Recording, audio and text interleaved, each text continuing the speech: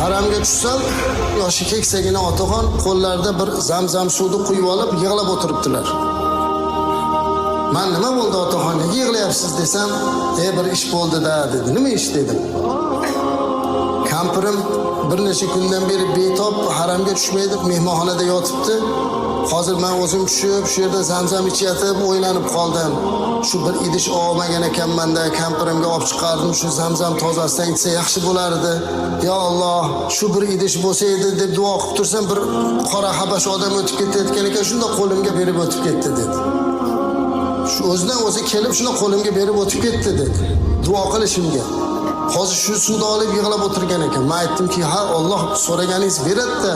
Shunga yig'layapsizmi?" desam, "Yo'q, bolam, men bunga yig'lamayapman. Duo qabul bo'ladigan nuqtasida to'g'ri turgan ekanman-u, so'ragan narsami qarang, shunga yig'layapman."